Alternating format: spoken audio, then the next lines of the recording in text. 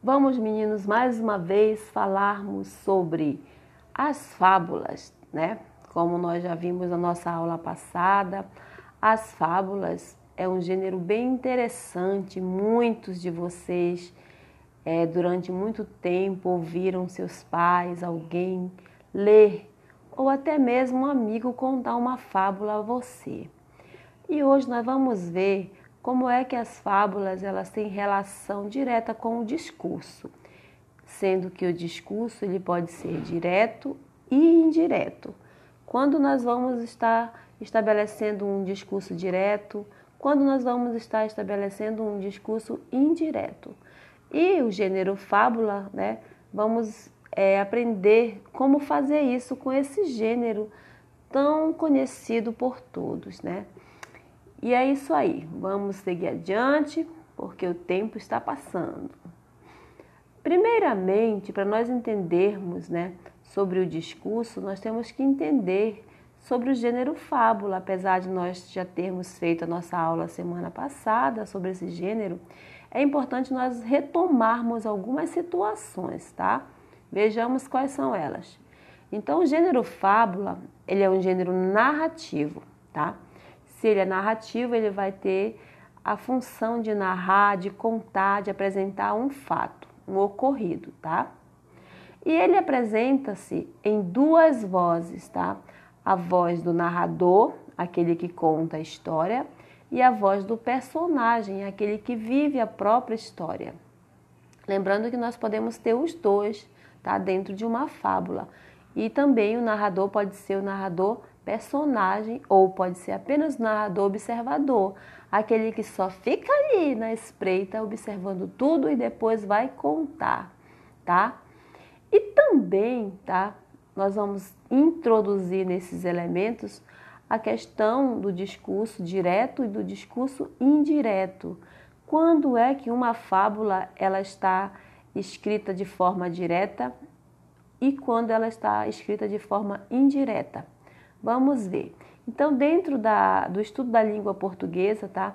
Nós vamos sempre retomar esse termo, discurso direto, discurso indireto. Muitas vezes nós escrevemos de forma direta, outras vezes de forma indireta. Quando? Como é que nós fazemos isso? Observemos aqui então. No discurso direto, o que acontece nesse discurso direto? Ou seja, quando eu escrevo de forma direta, a fala do personagem é reproduzida sem nenhuma interferência do narrador. É feita integralmente, sem nenhuma mudança. Então, o discurso direto ele não permite que você alinhe a fala do personagem às suas ideias. Você tem que ser fiel ao que ele disse, a forma como ele disse, tá? Então, essa é a característica do discurso direto. Você não pode estar mudando nada, você pode apenas escrever o que foi lhe repassado. É essa basicamente a diferença do discurso direto. No caso, o narrador, a pessoa que está contando a história, ele vai fazer o quê? Ele vai escrever na íntegra, ponto. A palavra é escrever na íntegra o que ele falou, o que ele ouviu na verdade, tá? Já o discurso indireto, ele, às vezes, é mais preferível. Por quê? Porque você, enquanto narrador, tem liberdade para escrever, mas sem fugir do ponto principal, do foco. Então, o discurso indireto, ele é diferente do direto por isso. O direto você não pode mudar nada, você tem que ser fiel à narração, tá? A história que você ouviu. O indireto não, você pode estar fazendo algumas adaptações, alguns ajustes, tá? Então, deixa eu ler aqui. No discurso indireto, é o narrador que conta o que ouve do personagem, podendo fazer alterações, ajustes, como lhe melhor convir, tá? Então, o narrador ele vai contar a história do seu ponto de vista, tá? Sempre levando em conta, claro, lógico, o ponto de vista do personagem, mas ele pode estar fazendo ali as suas intermediações, ele pode estar fazendo as suas modificações. Por isso que eu digo que o discurso indireto ele é melhor, porque você não pode, né, mudar de fato todo o discurso da pessoa. Você tem que seguir a linha de raciocínio dele, mas você pode usar as suas palavras, você pode estar incrementando. Então, discurso direto, você não muda. Discurso indireto, você pode mudar, mas não radicalizar, tá? Você não vai jamais pegar uma história, uma narração de alguém e mudar totalmente, porque você corre um risco de entrar no descrédito. E é essa a característica do discurso direto e indireto, tá? Você tem que ser fiel à medida que você vai se adaptando ao que você está ouvindo e escrevendo. E aí nós vamos estar continuando e vendo que o discurso direto ele pode ser indicado por sinais de pontuação, por travessão, por aspa e por 2 pontos. Por quê? Por que eu preciso no discurso direto obedecer o uso desses 3 elementos aqui, desses 3 sinais de pontuação? Porque eles têm como objetivo principal, tá, está destacando a fala do personagem. E aí nós vamos ver que quando o personagem fala, nós já aprendemos isso desde cedo, né? A fala dele é marcada por quem? Pelo travessão, mas também é marcada pela aspa e também é marcada pelos 2 pontos. Como é que isso acontece, tá? Então vejamos aqui. Quando o discurso direto ele indica a fala do personagem e vai ser usado o travessão. O travessão aí, nós vejamos aqui. Há textos que podem ser introduzidos por travessão, marcando a fala do personagem, tá? Só por travessão? Não, meu amor. Pelas aspas e pelos 2 pontos também. São formas diferenciadas de fazer a mesma coisa, certo? Então, o discurso direto, ele tem essa característica de você escrever direto o que foi dito, tá?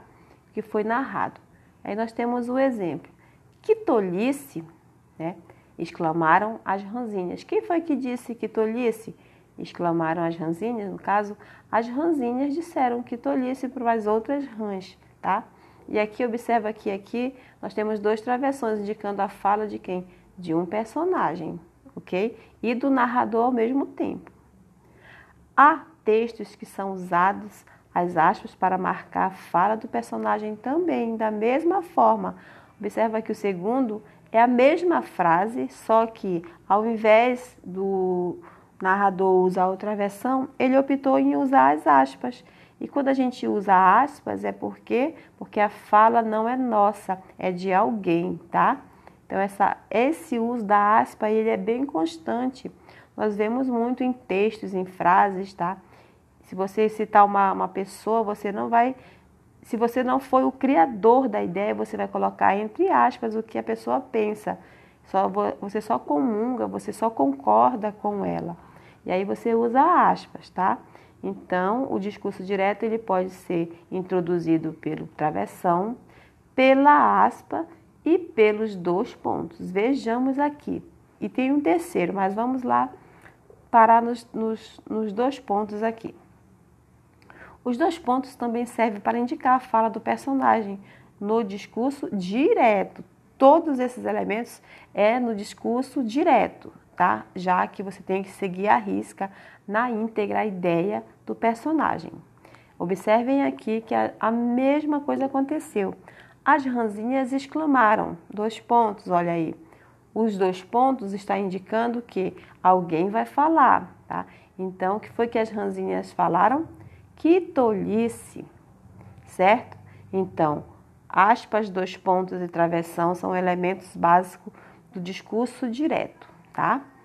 Aí nós temos um outro elemento que são os verbos de locução. São aqueles verbos que vão indicar uma ação, aqueles verbos que vão indicar que eu estou chamando alguém, tá? Ou que alguém está praticando uma ação.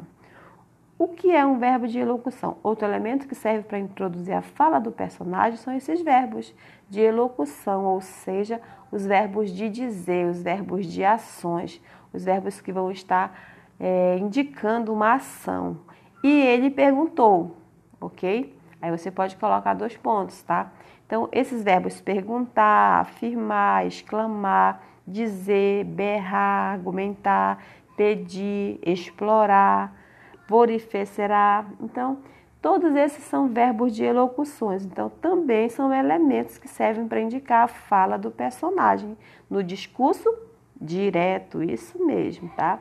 E esse discurso direto, ele é bem básico e ele é bem fácil de ser usado, tirando a ideia de que você não pode estar modificando a fala do personagem, tá?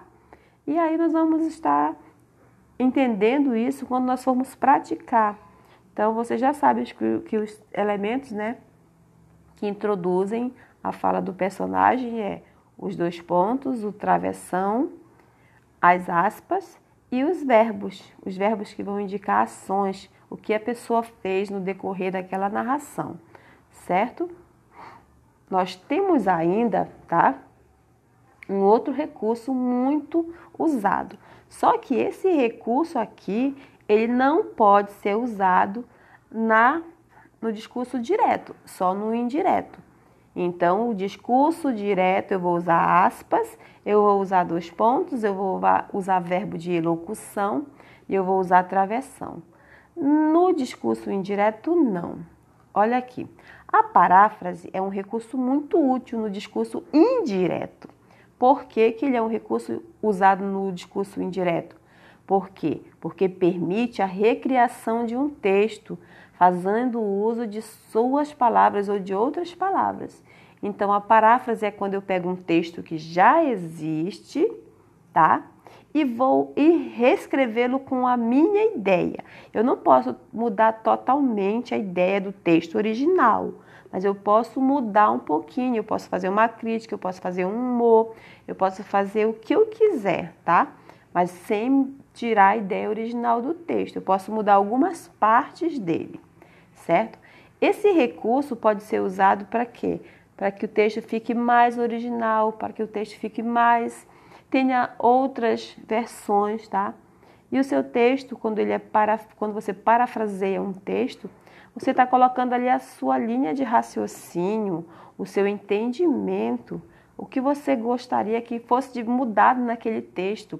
Quantas vezes nós lemos um texto e não concordamos com o final dele ou com o meado da história?